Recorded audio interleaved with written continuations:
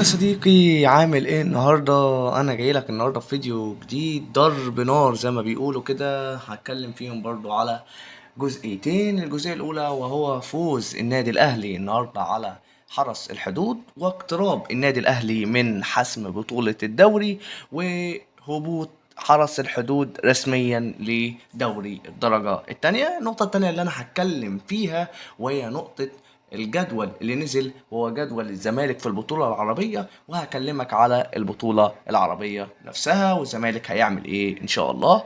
الفيديو النهاردة مش هطول عليكم، هحاول ان انا الخص، هحاول ان انا انجز، هحاول ان انا ما اقولش كل النقط، هحاول ان انا اقول المجمل سواء في هذه في الجزئيه بتاعه النادي الاهلي او الجزئيه بتاعه الزمالك. تاني احب اشكركم على الدعم على الفيديوهات اللي فاتت، ومحدش يزعل مني يعني. انا زملكاوي، بس انا دلوقتي انا بقيت في وضع المحايد طالما بدات احلل وانزل اخبار، فانا في وضع المحايد دلوقتي. للزمالك او الاهلي الاتنين جماهير على راسي، فمحدش يتضايق ويلغي الاشتراك والكلام ده. الكلام ده يزعلني يعني وبيقل من نفسيتي جدا جدا، فمش حابب منك ان انت تعمل الحركة دي. بس انا عايز الاتنين الجماهير تتبسط كلها، وان شاء الله نشوف حلقة كويسة النهارده. نبدأ كده ونقول بسم الله. النهاردة كانت مباراة الأهلي وحرس الحدود. النهاردة الأهلي بدأ في حراسة المرمى محمد الشناوي، أربعة في خط الدفاع خالد عبد الفتاح ربيع عبد المنعم معلول. بدأ في اتنين نص ملعب القندوسي وعمرو السولية، تلاتة قفشة محمد طاهر عبد القادر محمد شريف كفرد، وهو هداف النادي الأهلي في الدوري في رصيد 9 أهداف. والنهاردة سجل أظن هدفه، لا ما سجلش هدف النهاردة، كان هدف اوفسايد، لسه عن 9 اهداف، ومعلول التاني 5 اهداف. انت لما تبص لتشكيل الاهلي للوهله الاولى هتعرف ان اغلبيتهم في دكه. يعني انت عندك عبد القادر ما بيلعبش اساسي، وطاهر نفس الفكره، وقفشه نفس الفكره، ومحمد شريف. فانت عندك هو بيريح الاساسيين. كولر مدرب ذكي، مدرب ناصح، هو عارف ان الاهلي قرب من حسم الدوري، فبيجرب اللعيبه اللي هي كانت موجودة على الدكة، ومريح برضو محمد هاني وبيلعب مكانه خالد عبد الفتاح، مريح برضو حمدي فتحي ومروان عطية بيلعب كندوسي، وهكذا، وقفشة طبعا. وبرضه مريح بيرستاو وبيلعب محمد طاهر، ومريح كهربا وبيلعب محمد شريف، وهكذا. ده بالنسبة لتشكيلة الأهلي. الماتش كان في الكلية الحربية. الأهلي في الماتش ده كان ضغط ضغط ضغط على فرقة الحرس، اللي كانت عندها مشكلة في الدفاع، عندها أخطاء دفاعية كارثية من الليبي محمود بن وادي، أدى ل هدف الأول في الدقيقة 4. وبرضه حتى الحارس محمد فوزي اللي تألق في أكتر من كورة في خلال الشوط الأول، كان متألق جدا جدا جدا، برضه غلط في آخر الماتش قدام محمد شريف، لكن الهدف حسب أوفسايد. ولكن أنا من وجهة نظري الهدف ده مش تسلل، والهدف ده صحيح. أنا شفتها، وكان المفروض الحكم يحسب الهدف ده. اللي انا عايز اقوله تاني ان الحرس النهارده كانش بيبكي على حاجه. الحرس كان بيلعب ضغط متقدم على النادي الاهلي. اللي انت بتشوف النهارده الحرس بيلعب في نص ملعب الاهلي ب5 و6 لعيبه، بتلاقيهم في نص ملعب الاهلي. تخيل، هو مش باكي على حاجه، وده ادى لمشاكل كتيره، وان بيلعب في ظهر المدافعين. اتلعب في ظهر المدافعين كذا كوره، وسببت يعني في مشكلة للحرس في الدفاع، لأن نص ملعب الحرس مفيش. نص ملعب الحرس مش موجود، مع احترامي يعني. الأهلي كان ماسك نص الملعب، أنت بس كرة طويلة طولية طولية طولية بتخترق نص الملعب، والدفاع كمان. والغلطات الدفاعية ساعدت الأهلي كتير جدا إن هو يخلص الماتش. كان ممكن يخلص 4 و5 و6 النهاردة. لكن تألق الحارس محمد فوزي في أكتر من كورة قدام محمد طاهر ومحمد شريف وغيره، ففرق جدا جدا جدا مع نادي حرس الحدود. من اللعيبه المميزه النهارده حرس الحدود اللي انا شفتها هو زيكو الهداف بتاعهم، ولاعيب تاني نيجيري مش فاكر اسمه بصراحه، بس لعيب كان كويس جدا جدا جدا. الاتنين دول كان عليهم العين وليهم مستقبل جامد.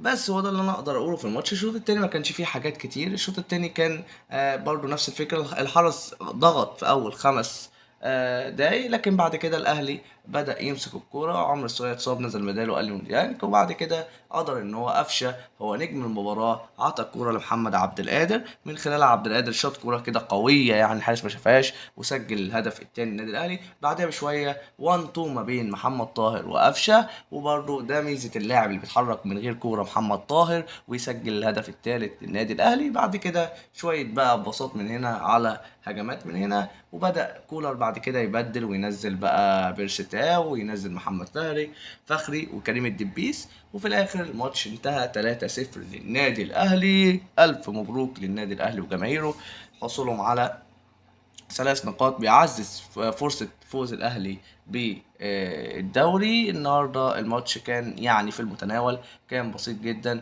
كولر ما بين الشوطين قال لهم يلا أنا عايز تاني تاني تاني، ودي ميزة في النادي الأهلي، إن هو لما بيجيب جون واتنين بيحاول يجيب التالت والرابع. الأهلي النهاردة أثبت وجوده وقدر يفوز. عندي عتاب بسيط جدا على جماهير النادي الأهلي، هي كلمة سطلانة وبرضه فكرة إن هو حصر عليك اللي في بالي. الكلام ده يعني ما يطلعش من جمهور كبير وفاهم كوره زي جمهور النادي الاهلي، مع احترامي يعني المفروض يحترم الفريق المنافس وهو فريق نادي الزمالك اللي هو بطل الدوري اخر موسمين. فما ينفعش ان انت تعمل كده، يعني عيب، والمفروض اللي قال كده يعني يتحاسب، وغلط يعني على جماهير الاهلي اللي هم يهاجموا او يتكلموا بالطريقه دي، مع احترامي طبعا لكل جماهير الاهلي على راسي.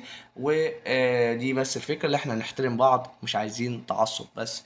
ده بالنسبة للنادي الأهلي وفوزه النهاردة على حرس الحدود. ده أول جزئية كنت حابب أتكلم فيها. أما الجزئية التانية بقى وهي عن نادي الزمالك. نادي الزمالك ومشاركته في البطولة العربية. قبل ما اتكلم عن الزمالك ومشاركته في البطولة العربية، الزمالك اعلن قائمته لمباراة فاركو.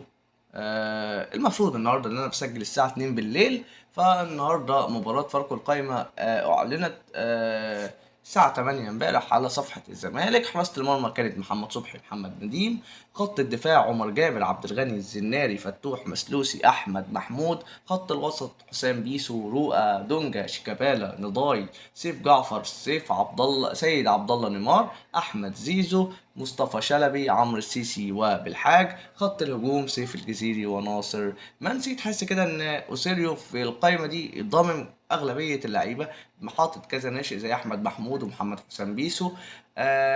مش عارف هل هيشاركهم ولا هيكمل ويكون بطريقته ويحاول يظبط اكتر، يحاول يبدأ او يستمر في الطريقة اللي هو شغال بيها، اللي هو الناس كتيرة معرضة فيها. هنشوف الفترة الجاية هيعمل ايه وسيريو، وهل هيستمر بالتشكيل ده ولا هيجهز اللعيبة للبطولة العربية ازاي. كل ده هنعرفه. الزمالك ومشاركته في البطولة العربية. الزمالك معاه في المجموعة الاتحاد المنستيري التونسي، الشباب السعودي، النصر السعودي. هو حظ الزمالك كده واقع مع فرقتين من السعودية فيه، والبطولة أصلا مقامة في السعودية. هيبقى وعد مني ليكو، هيبقى فيه فيديو كامل مخصص عن منافسي الزمالك في البطولة العربية وأخطر اللعيبة موجودة في كل فرقة. إن شاء الله الفيديو ده هينزل قريب جدا جدا قبل بداية البطولة العربية. إن شاء الله هنزل فيديو عن منافسي الزمالك في البطولة العربية وأخطر لعيبة. لو عجبكم الفكرة بتاعت الفيديو ده يا ريت تكتب لي في الكومنتات إن أنت عجبتك الفكرة دي وإن أنت عايزين ننزل فيديو بالشكل ده إن شاء الله. نزل بالفعل جدول مباريات الزمالك في البطولة العربية، وأول مباراة ضد الاتحاد المنستيري التونسي، مباراة أفريقية خالصة، يوم 28 يوليو الموافق يوم الجمعة الساعة 6. هيلاعب الزمالك بعد كده الشباب السعودي يوم 31 يوليو الموافق يوم الاثنين الساعة 6. وأيضا هيلاعب النصر السعودي يوم 3 أغسطس الموافق يوم الخميس الساعة 6. طب انت قلت لي المجموعة بتاعت الزمالك، احكي لي حكاية البطولة العربية او ايه روايتها. البطولة العربية دي يا باشا بطولة مقامة في السعودية، سميت بكأس سلمان لأن البطولة واقعة وملعوبة في السعودية. قال لك إن البطولة دي شكلها مختلف. أظن اللي هيكسب البطولة دي هيصعد كأس العالم للأندية. الزمالك شارك في البطولة دي باعتباره بطل الدوري، وشارك أيضا معه طلائع الجيش. ايه نظام البطولة دي يا محمد؟ هقول لك نظام البطولة دي حالا. بدايتها كده ان كان في 24 نادي بيتنافسوا في الدور الاول. لا فكك من الزمالك بقى والفرق الكبيرة، لا في الاول خالص هم 24 نادي كانوا بيتنافسوا في الدور الاول. 12 ضد 12 ماتش ايه ذهاب وعودة. يتصفوا في الدور التاني بقوا 12 فرقة برضه هيلعبوا ذهاب وعودة، فيتصفوا يبقوا 6 فرق. الست فرق دول هيشاركوا في دور المجموعات مع مين؟ مع ال10 فرق اللي هم أبطال الدوريات العربية. يعني خلاص، يعني انت بتوصل لمرحلة المجموعات عندك 10 فرق بيشاركوا مباشر في مرحلة المجموعات ما بيلعبوش تمهيدي، والست فرق اللي هم لعبوا التمهيدي وتصفوا على 6. بقى دور المجموعات مكون من 16 فرقة، كل على 4 مجموعات، كل مجموعة فيها 4 فرق، والزمالك طبعا معاه اللي انا قلته لك، الاتحاد المنستيري والشباب السعودي والنصر السعودي. طب ايه الفرق اللي كانت مشاركة مباشر، او الفرق اللي هي مشاركة مباشر في دور المجموعات، او اللي هم ابطال الدوريات العربية؟ هم الوداد المغربي والترجي التونسي وشباب بلوزداد الجزائري، الهلال السعودي والسد القطري والشرطة العراقي. مشارك الزمالك المصري والاتحاد السعودي والنصر السعودي والرجاء المغربي. طبعا الاتحاد والنصر مشاركين طبعا عشان البطولة على أرض السعودية، فطبعا مشاركين من إيه، من دور المجموعات مش من الدور التمهيدي. طبعا برضو قوة الفرق برضو بيبقى ليها نقطة في الجزئية دي، واللي هي من خلالها بيحكموا مين يلعب تمهيدي ومين يلعب دور مجموعات. بعد كده انت اكيد بعد كده اللي هو ايه بياخدوا اول فرقتين، وبعد كده الفكرة ان هو ايه بيبقى في دور 8 بقى هيلعبوا ذهاب وعودة، وهكذا لحد المباراة النهائية. طبعا اللي هو كل ما الزمالك بيطلع اكتر او طلائع الجيش بياخد قدر من المال كبير جدا، وبعد كده ايه ممكن لو الزمالك خد البطولة يصعد كأس العالم للأندية. ده بس يا باشا او يا صديقي كل ما يخص البطولة العربية والزمالك. ان شاء الله قلت لك هنزل فيديو باذن الله عن منافسي الزمالك في البطوله العربيه. محتاج بس منك دعم دعم دعم دعم. اللايكات الكتير دي هتفرق معايا جدا ان انا اكمل، بتحفزني وتدعمني ان انا اكمل في المحتوى ده. وبكده يخلص الفيديو بتاعنا النهارده. بشكركم كتير كتير جدا جدا جدا جدا جدا فوق ما تتخيل يا صديقي. متنساش تعمل لايك وشير وسبسكرايب للقناه. سلام.